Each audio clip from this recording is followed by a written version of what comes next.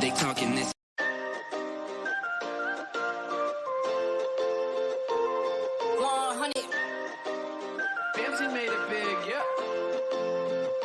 Yeah, they talking this and that, but it's easy calling that bluff. They want that gimme, gimme, gimme, but this isn't ABBA. I show up looking dapper, my mama's favorite rapper. She taught me never let a moment pass you, so I just run away, and I never look back.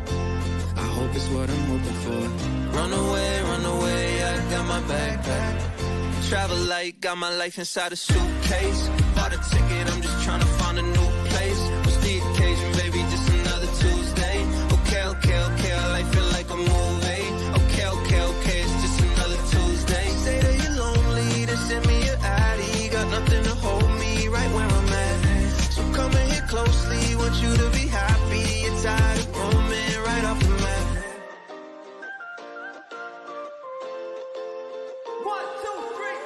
She said I'm overzealous, she said I'm all but jealous. I probably would've said the same thing looking back. She said I'm out my melon, I never learned my lesson. I probably would've said the same thing looking back. Day one, yeah, you been my day one. When they hit me for the sauce, I gave them all that A1. Fake love, yeah, they give me fake love. You the only one I wanted with me on my way up. Can we just run away, and I never look back. I hope it's what I'm hoping for. Run away, I got my backpack. Travel light, got my life inside a suitcase. Bought a ticket, I'm just trying to find a new place. What's the occasion, baby? Just another Tuesday. Okay, our life feel like a movie. Okay, it's just another Tuesday. Say that you're lonely, then send me your ID. Got nothing to hold me right where I'm at. So come and hit closely, want you to be happy. You're tired of roaming right off the map. Always so abrupt. Hello, everybody. Welcome to the Reload Show. We are live, and today's episode, Sean, help me out. Is it 47, 48? We are 49? on 49 today, sir, I believe. Wow. 49. 3 away. It's coming up on a year, man. It's Exciting, crazy. man. Exciting. Oh, my goodness. Well, I am your host, Candido Diaz, alongside the great Sean Richard. How are you today, bud? I'm great, right? No, I'm doing well, man. It's been a busy week. It's only Tuesday. Yeah. It's already been a busy week. It's been some good stuff going on. I've been excited for today. And I'm looking forward to our topic today. It's something that I've put a lot of focus on in my business, and I'm excited to share it with everybody. Perfect. Well, you know what? Why don't we start like we do every single week with our wins and losses? Sean, you want to kick it off for us? Yeah, man. So I'll start off with, my shitty moment of the week. So this guy always rearing his head from time to time.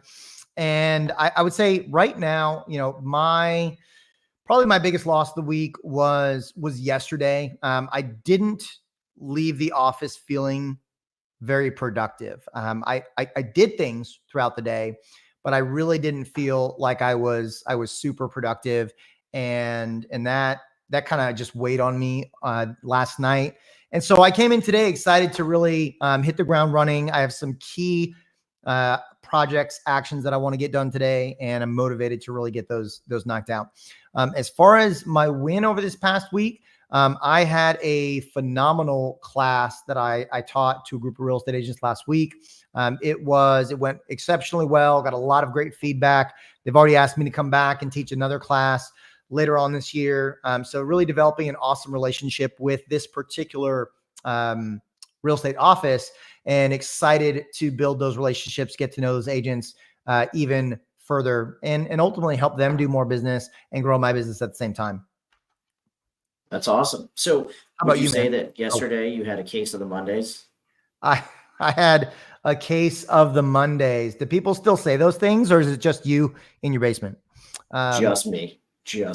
That's okay. I have no shame. You should know this. It's all good, man. It's all good. We love you. If you weren't corny, you wouldn't be Candido, and we love you for it, man. So it's all good. Thank you. Dude, how about, okay, so I'm going to pass to you for the wins and losses, but there's a certain 4-0 team that I just want to say congrats to you about. As fans, we like to think we are the team, but there's a certain 4-0 team up there in Boston that's doing pretty well. Yeah, the C's, baby. So congrats on that. If that's not your win, then I can't wait to hear what it is. So what are your wins and losses, bud? Well, I mean, that's obviously a win. The Patriots actually won a game this week, so that's fantastic. But it's a miracle. Yeah. As far as my losses go, it's really one of those things where I believe I said it on the show last week. I made the switch to the broker world. It's been awesome, but it's one of those things where I don't know what I don't know, right? So I think my loss, it's not really a loss. It's just, obviously whenever you start out with a new company, you have to get used to how they do things, and honestly, just trying to figure out, which way is up. Luckily, I have a great team, and I think I said this last week as well. It really feels like a close knit family. The company I'm working for now, so pretty excited about that. As far as my win goes, other than the Celtics and the Patriots, my win yesterday, I actually hit 1 full year on Duolingo. So Nice. yes, for Spanish, which no, I am not 1,000% fluent on.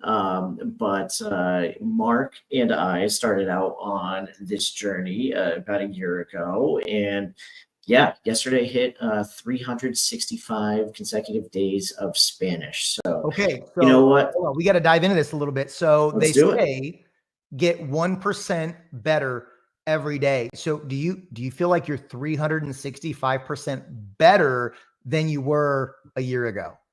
So it's funny you say that. So my father lives with us, right? And I actually do feel like I'm 365% more confident. And I think that's really what it is. Trying to have the confidence to be able to speak. Now that I have a 7-year-old who can spell things out loud, we can't just talk about her directly in front of her and start spelling because she'll figure it out. So we just speak in Spanish, and it makes her that much more upset. So it's Muy bien. Hablo muy poquito español. un poquito, sí. Yeah, muy poquito español. It's okay, man. Well, don't worry, everyone. We're not going to do this show in Spanish anytime soon because none of us are that affluent. However, if you speak Spanish and you want to join us on the show, maybe we can work something out. So, Candido, what do we talk about today, man? Yeah, so this week, and obviously this is something that is very near and dear to your heart, and I think part of mine too, assuming I have a heart.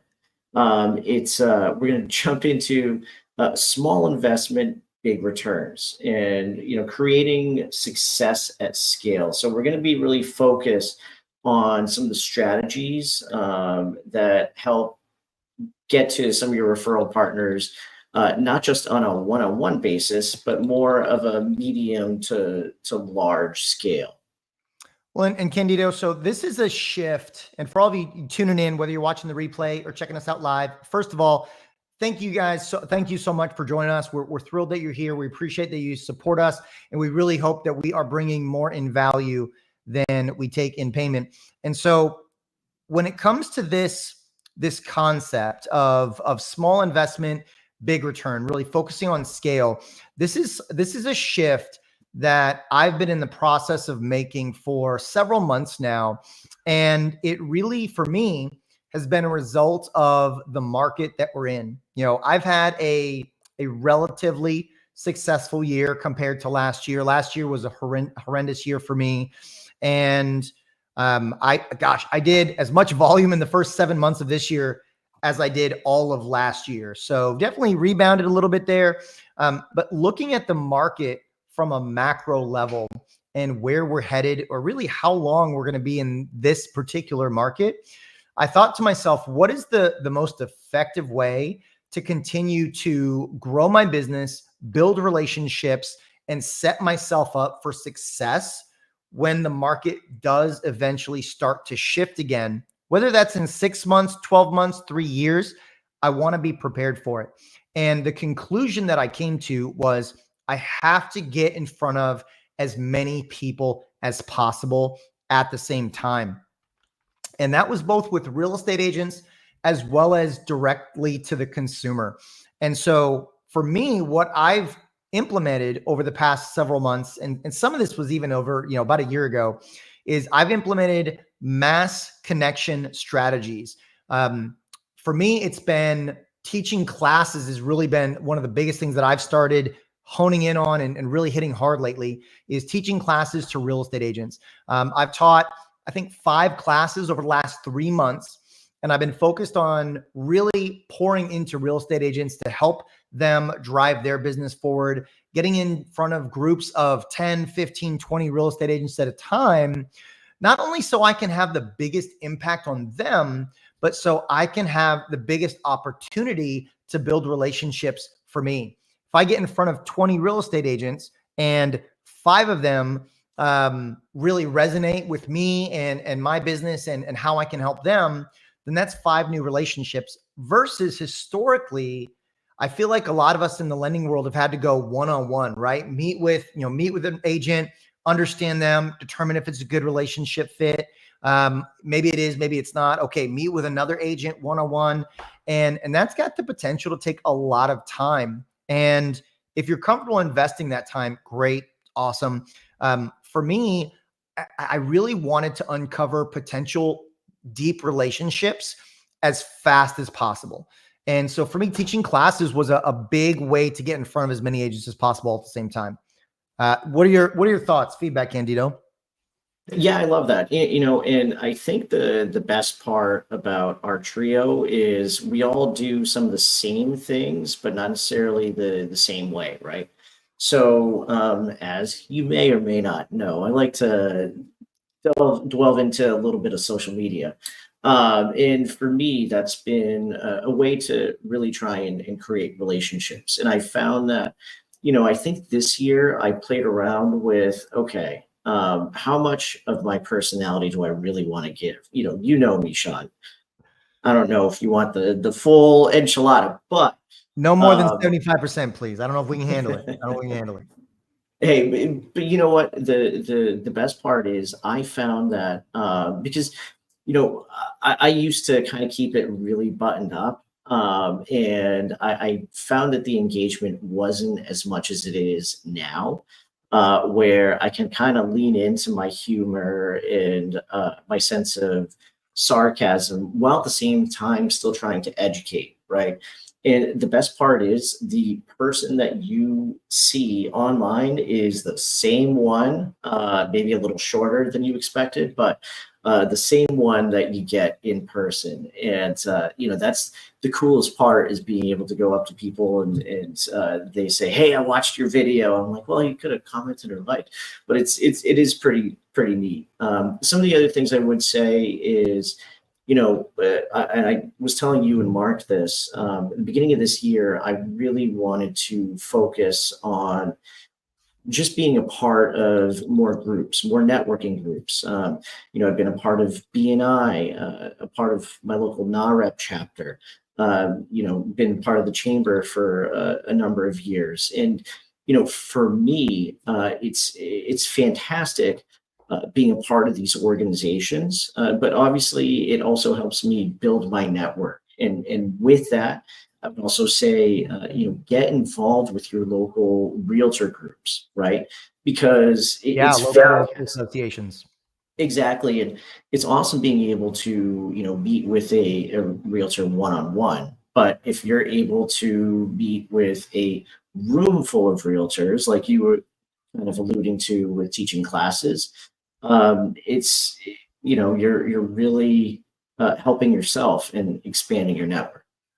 Well, and what I love about getting in front of a larger group of people at the same time is those who resonate with you will raise their hand and be like, hey, I like what you've got going on. Like, let's talk more about this. And that's huge. I feel like historically we've always tried to like bludgeon ourselves into relationships and that doesn't always work. And so giving others the opportunity to raise their hand and say, hey, I love what you're about. I love what you're doing. Let's talk more. One of the other strategies that I'm in the process of developing, and I really hope to launch it this year, but worst case scenario, I want to kick off 2025 with this, is homebuyer webinars. A long time ago, I tried to do some in-person homebuyer classes. The turnout was meh. It was okay. 5, 6, 7, 8 people at the most. I didn't have any major success on the turnout. And in this market, I think homebuyer webinars have the ability to be a smash success, especially if we do them with consistency. So my personal goal is I'm in the process of developing a presentation for homebuyer webinars that I can teach consistently every single month. Pick a day of the month. Hey, on the 3rd Wednesday of every month from 6 to 7, I'm going to be teaching this homebuyer webinar. And whether I've got one person on it, whether I've got 50 people on it, I'm going to have the webinar because it's reps, right? We won't get, I won't get better at it if I'm not doing it more often. So I need the reps. There's a quote that I absolutely love. You've probably heard me say it before. Amateurs practice until they get it right. Professionals practice until they can't get it wrong. And so the reps are invaluable. So putting together a presentation to do homebuyer webinars, if you're a real estate agent tuning in, absolutely something that you can do to get in front of a lot more people. Heck, you can do a homebuyer webinar and you can do a home seller webinar. So you can double up and really get in front of a large quantity of buyers and sellers at the same time for direct consumer lead generation. And the beauty of webinars is they're hyper cost effective, right? You're not having to pay for food. You're not having to pay for a venue. Maybe if you're doing it on a high level, maybe you're doing a giveaway that you give away at the end to kind of incentivize people to stay on for the whole time. Maybe it's a system, maybe it's a tool, maybe it's a resource. So very, very little investment. And that's why our show today is called Small Investment, Big Returns to Create Success at Scale, because we really wanted to talk about ways that we can have minimal investment in money and in some cases time, right? A once a month webinar takes you an hour, maybe an hour and a half if you're sticking around for Q&A afterwards, which I recommend. And you have the potential to get in front of a significant amount of people. And then the consistency of doing it every month, regardless of how many people are on there, gives you're building momentum. And then guess what? If you happen to hop on and you go through your presentation, there's only one person on, make sure that you're recording it and then go chop it up into social media content. So everything that we do, we can leverage we can repurpose in multiple ways. And so the fact that if you do one and you have low attendance, that's okay. That's not a problem. So homebuyer webinars, and for agents, home seller webinars, I think another phenomenal way to get in front of a massive group of people all at the same time, because then you get to also leverage social media to market the homebuyer webinar, to market it post-webinar, pre-webinar, snippets of content. Like it's almost endless. Yeah, and to kind of harp on the point is don't get discouraged. Don't get discouraged if you do have like a small number of people that show up, right? That's more than, let's say you have 10 people. Guess what? That's more than you would on a one-on-one coffee appointment, right? Let me throw this real quick. Let me interject. And so on that note, Candido, I encourage leaning into that. Lean into it. Hey, I'm so glad we only had 4 people on today. I love it when I get small groups, so that way we can really deep dive in some of the key points and answer your specific questions. Lean into that and make it a good thing. So sorry, I wanted to interject on that because I feel like it's such an important point. No, of course, you want to make somebody feel like they're important, right? Thank you for joining my exclusive VIP, webinar. And I think that's a way to build an even deeper connection. And same thing with whether you're doing this direct to consumer or whatever group you're a part of. Don't be discouraged by smaller numbers. You just have to figure out how to use that to your advantage, and that's exactly what Sean was just saying.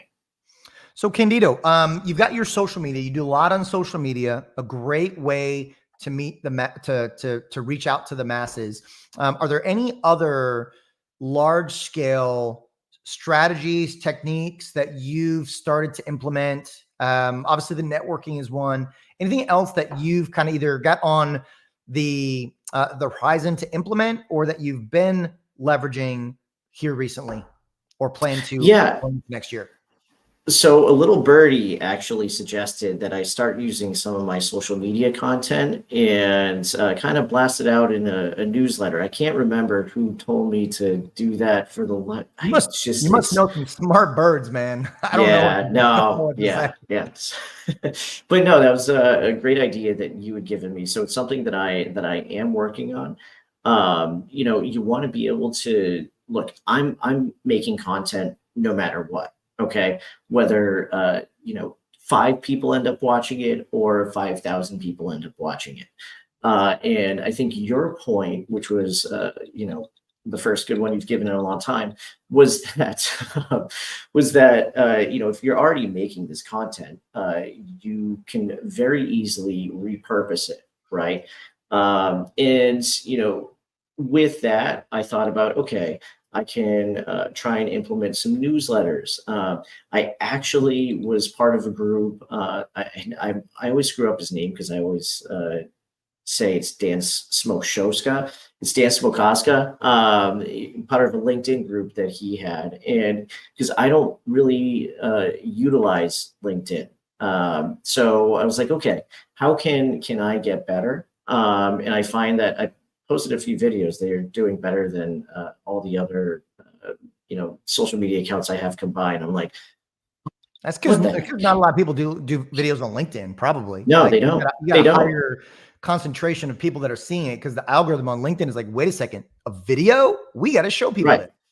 And I think my point is, I'm trying to take a look at what I'm currently already doing and figuring out, okay, how can I expand my reach? And again, it's not a very big investment. It's literally just taking the time to actually do it. So those are the couple ways that I plan on continuing to implement and build. Well, and I want to expand on that newsletter point, because I've been doing a newsletter. It's for me, my newsletter is to my real estate agent database. I blast it out to about 1,300 agents every single week. And I focus on how much I can pour into them with value. So every week I pick a topic and I dive into it. Now, okay, Sean, how do you come up with the content for your newsletters? Like, I would love to do that, but I don't know how I'm going to think of that every week. So I spend 15 to 30 minutes every day just going out to all the different real estate, personal finance, investing websites to find and read articles. And when I come across an article that I'm like, hey, wait a second, like this is information that people need to know or want to know, or agents, this would be helpful for agents. And I will take that website. I've got a Microsoft Notes, a Microsoft Notes file where I'm just putting in the web addresses. And so I'll take an article that I find. I'll work a little bit of wizardry with ChatGPT to kind of bounce some ideas, refine some things, and I'll turn it into a newsletter as my main content. So typically the framework for my newsletter is I've got a banner up at the top that, I've branded my newsletter. I call it the Agent Edge, giving them the edge in the real estate market every week. And I've got my main topic. That's usually a 2 to 4 minute read, relatively quick. And then I've got a small section where I've got some quick value bombs, usually a couple of quick value bombs for agents. So this could be like other articles that I think are helpful that I'll just link directly to the article just to give value. Then I've got a section for social media video of the week. And so I'll take a video that I've created and yep, exactly what I'm telling you to do, Candido. Oh, I thought you were going to just post a video of me. Yeah. I mean, I send them directly to your feed, but I'll take a social video that I've done and I'll link to that to drive people from the newsletter to my social media. You know, it's funny. Everything needs to work together. Like I want to drive people from offline to online. And then I want to drive people from online to offline. I want it just one big ecosystem and I'm everywhere for people. But I drive people to my social media with a social media video of the week. I've got a section for rates to let agents know what's going on with the rates this week. And then I've got calls to action. I'm like, hey, when you're ready, here are 3 ways that I can help you out. And then I've got, hey, let's schedule a call to learn how we can collaborate. I've got join my my private Facebook group for top producing modern real estate agents. And then I've got connect with me on social, and I've got my Facebook, Instagram, and TikTok where they can jump out and connect with me. And it's as simple as that. And I just spend about an hour a week curating my newsletter for the week. I send it out on weekends, usually in the first thing in the morning on either a Saturday or Sunday. My open rates are 45 to 60% on 1,300 agents. And that's awesome. And I'm not focused on, hey, send me business. I'm focused on, let me pour into you. Let me give you tools, resources, strategies to grow your business. And then when I do reach out, they typically know me a little bit better. They're, for those who are reading it, they're appreciative of the information that I'm giving. And it helps me get my foot in the door a little bit to build that relationship. So I absolutely love that. That's fantastic. And you actually reminded me of a little tidbit that I wanted to share. So one of the content series that I have is Real Reels of Real Estate, right? And usually it's something funny that I've come across or whatever that happens in the real estate process. One thing that I've actually started to do, because it's a relatively new series for the last 2-3 months, I've actually reached out to some of my referral partners and asked them, hey, have you had anything weird or outlandish that's happened over the last couple weeks or whatever, right? It's kind of a good conversation starter. And, if they tend to ask, well, why do you ask? Well, I'm learning about what kind of issues they might be dealing with or what's kind of popped up. And B, I can put my own spin on it and try and help me come up with content, right? So it's kind of a win-win for me. But that just popped in my head after you had said something. So yeah, man. See, you can do a newsletter and send those real reels of real estate out there. And I mean, I think that would be a huge hit and a way to drive more people to your social profiles. Candido, man, I love this. So everybody tuning in, like finding the ways that work for you to get in front of larger audiences at once. That way you can be more strategic with your time. Hey, I had 20 home buyers on my webinar and 5 of them raised their hand and were like, yes, let's schedule a call. We're ready to go. But now you've got the other 15 that you continue to drip on and provide value and nurture until they're ready to go as well. And so same thing with real estate agents, lenders to real estate agents to consumers. Find a way to get in front of larger audiences, whether it's a newsletter, whether it's webinars, whether it's social media, whether it's networking, and make sure that your strategies are woven into each other and supporting each other. And I think you're going to find a lot more success going forward in the current market. And I think in future markets as well. Plus it's a brand building. It's very much brand building. So I love that as well. More people know who you are. Candido, that's our show for today, man. So thank you all for tuning in. We really appreciate it. Candido, man, it's always good to do these. If you're wondering, probably should have touched on this at first, but if you're wondering where the illustrious Mark Sullivan is, Mark had a family emergency pop up kind of at the last minute. We wish him well and hope everything is good in his world. But he should be back with us next week for episode 50. Big 50 of the Reload There's not much show. going on. Not much going on next Tuesday at all. So it should be an interesting show. It should be a good show. It should be a good one.